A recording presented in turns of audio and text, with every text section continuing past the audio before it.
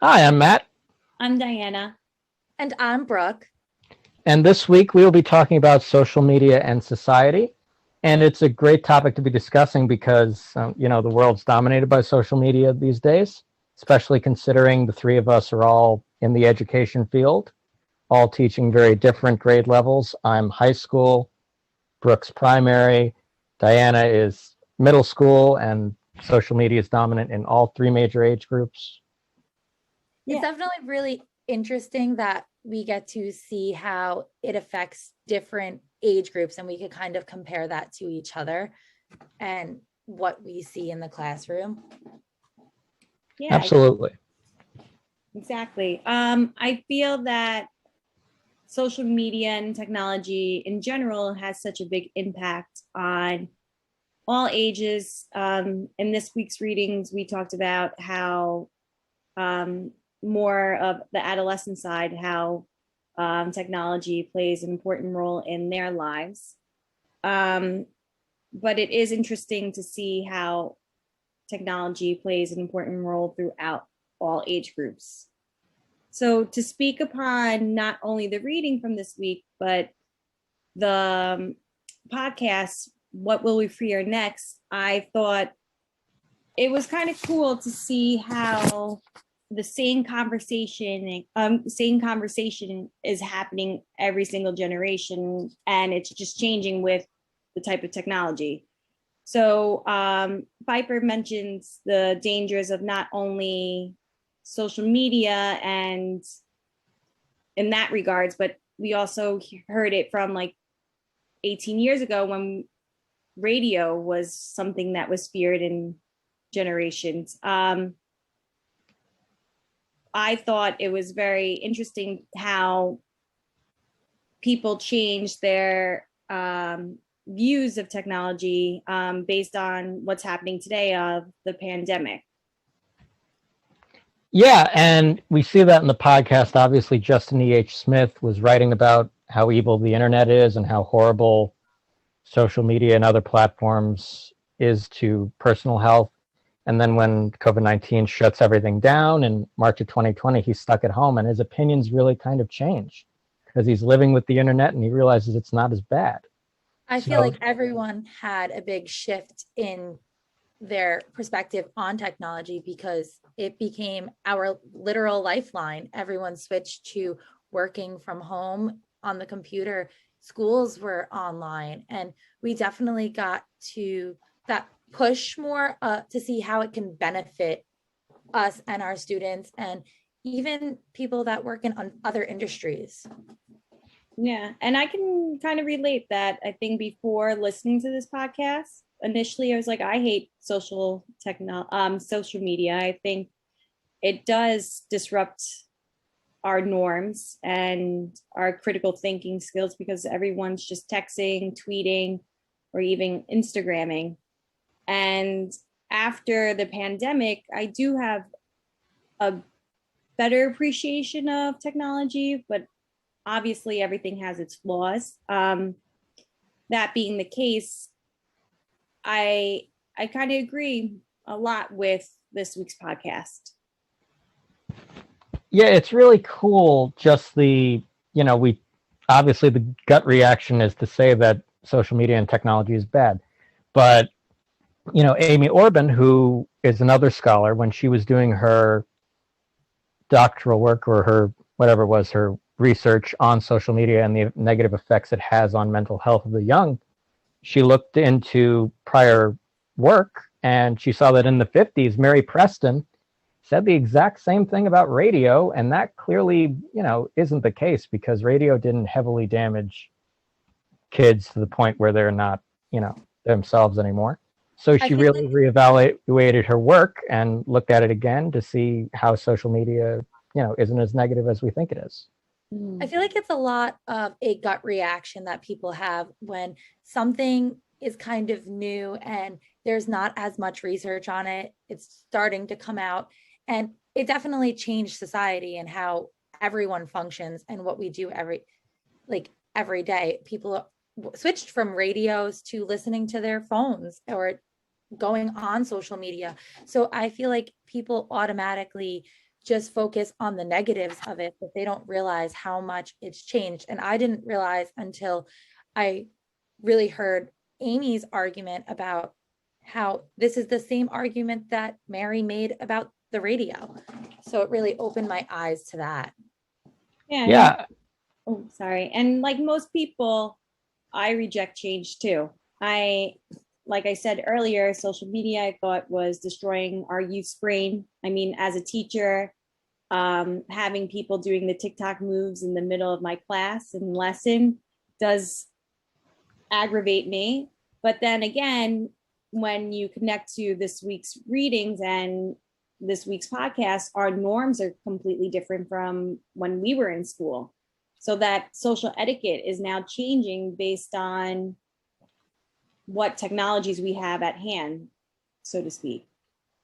Definitely teaching kids how to use social media and all these platforms they have and kind of taking advantage of it in the classroom is definitely a way to show them how to use these safely and how to even be kind to one another and what's the right thing to do on social media. I think that's something that we should start teaching as early as possible because this is our new norm. Agreed. Yeah, I mean, with the cyclical nature of, demonizing media platforms, we have this Sisyphean cycle that Amy talks about. And obviously it comes from Sisyphus from Greek mythology, who was cursed to roll the boulder up the hill in hell every time, and then the boulder would roll back down as an eternal punishment. So it's that never-ending cycle, because very often when a new media platform is introduced, the people in power will look at it and use it as a scapegoat to blame society's ills on it, because they don't want to address the main problems, the actual problems present in society. When they were talking about this with the radio, I said out loud, this is just like what happened with the comic books in the 50s. And then 2 minutes later, they bring up Frederick Wertham, and I was like, yes, I predicted that. That's great. And Seduction of the Innocent, and how comic books were seen in the 50s as this, corruption of youth, when in reality they're not. They're another way of kids to, learn how to read, to express creativity, to learn creativity. Censorship was much more of a thing in the 50s, and that's how they, really took out their problems on these new media platforms that they don't understand. And by the time that we realize these platforms aren't a bad thing, they're just accepted into society. And then eventually, when another new platform comes along, the cycle starts over again. Yeah. And you mentioned about like power, how that's an important key in what we fear next, and how can people of power use that fear to kind of drive their election, things that they want to study. And even the podcast mentioned that once there's no longer that fear, the funding stops and they have to kind of research something new.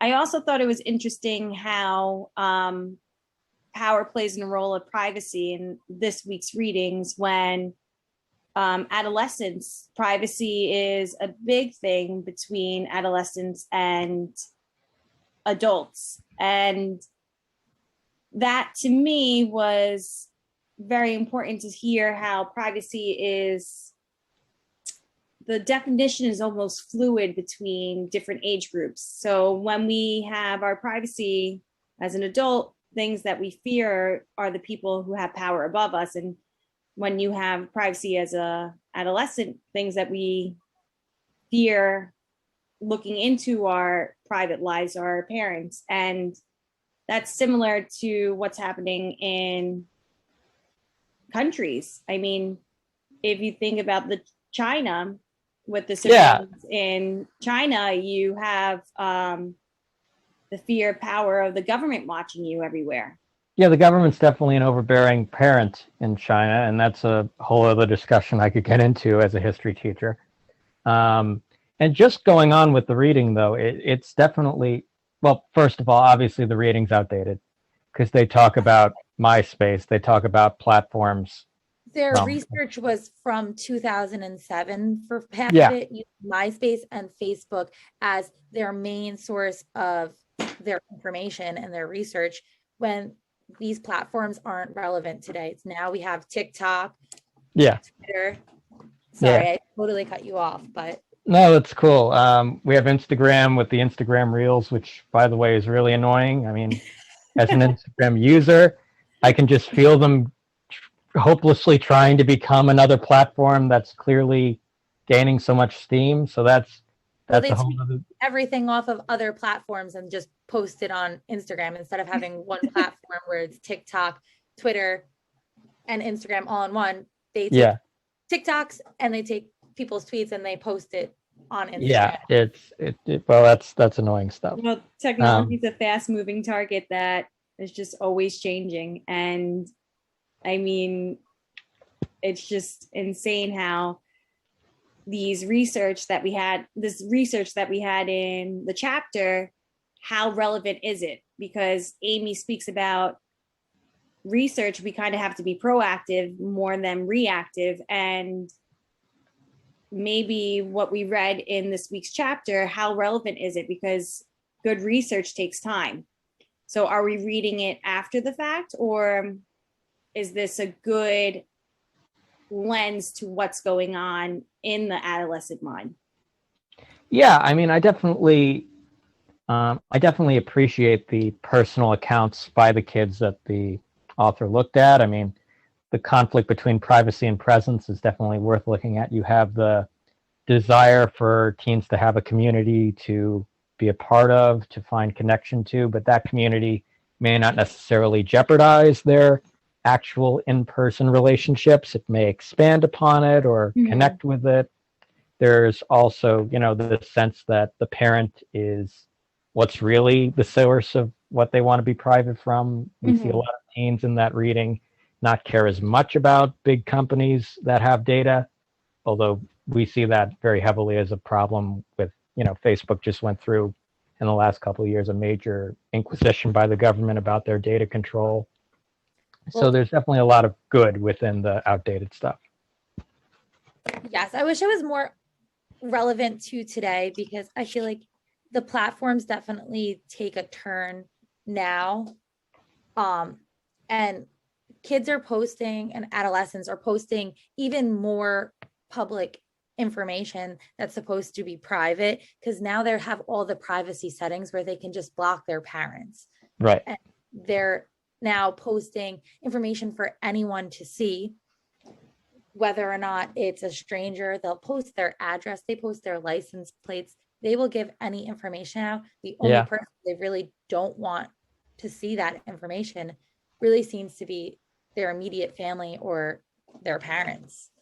But if it is because they're blind, or if they're actually doing it to be intentional, where the readings touch upon these adolescents, we don't give them enough credit because a lot of the things that they do post are intentional. They spoke about one teen girl who was going through a breakup with her boyfriend, and she knew her mom was looking at her post, but she had to be very meticulous on what she was posting. She wanted people to know that she was upset, but she had to do that subliminal, the coded song lyrics. Yeah, of the song lyrics, that she knew that her mom wouldn't understand, that she was like upset, that she was okay. And because I know parents can be a little overreacting. So I think with the relevance of it, I don't know. I feel like I might have to talk to some of my students to see like what their tactics of our tactics for privacy. Do they use subliminal things? I mean, they mentioned Pig Latin, which I thought was funny. Yeah. Do they do something like that on social media to make sure that their parents don't see, or do they have that trust with their parents that they don't really care if they have their accounts and they kind of just dictate what they're putting into the public? I'm very curious to see how relevant this chapter is to our current lives. When you have social media efforts, it definitely brings us back to the China thing, which we can discuss if you want to stay on this a little longer. Yeah, we could go into the China. I thought it was quite interesting to see how this is happening in our everyday lives, and our mobile technologies and lampposts and everything can kind of dictate where we are as a social status. Yeah. I want to So speak more to that. yeah. So the fact that we have a major world power that uses, street cameras and facial recognition software and, transaction history, credit history, personal accounts of how these people behave in China, and openly assign a social score to every person is, it's like a credit score where if you have a higher score, you get discounts, you get benefits. A more moderate, lower score, you don't get those benefits. And then if you have a really low score, you can get blacklisted. And very often we see that the journalists have a lot of blacklisted people in their group because they're speaking out against the Chinese government. It's definitely, a horrible thing. If you get blacklisted, you can't get train tickets, or, you can't put your kid in a better off school. To me, going back to the comic book thing, it gave me serious vibes of Captain America Winter Soldier, where in that movie, a neo-Nazi group infiltrates the US government, and they use like the personal history and algorithms of everyone's personal data that's around the world, and they try to target people that, based on their personal history, they see as, someone that could be a target to them. And, it's a really dark idea to think about these big governments using our information to try and hurt us. So that's definitely something to consider, to look at. It's happening right now in our world. I hope it doesn't get as bad as the things that I'm talking about, but it's definitely, it's definitely something that's there. You're sounding like a real pessimist, kind of thing. If you think of the optimistic approach of GIS. So I talk about this with my math students a lot, because we go through statistics and how data is collected and gathered to predict future events. So this is a very relevant topic, and they use geographic informational systems where, not like a GPS where it gives you directions from point A to point B. A GIS system actually takes data of what you're doing, like if you're going to Starbucks, or you can even talk about structure outcomes of like a building or whatever the case may be. But they use that data and they collect that data to predict where you're going to go, what you're going to buy. And to me, some of the optimistic things about it, if they're taking my data from where I'm leaving at 3:40, which is school, to go home, it does tell me what my traffic is going to be like. So that's kind of cool, like that surveillance part of it. So a lot. Just trying to be an optimist on that.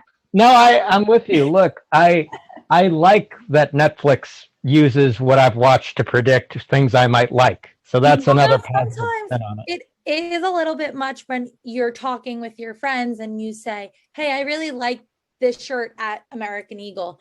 And the next thing you know, you have an ad for the exact shirt you were talking about on Instagram. So sometimes I feel like it's a little bit too much, and it invades your privacy a little bit too much, going back to privacy.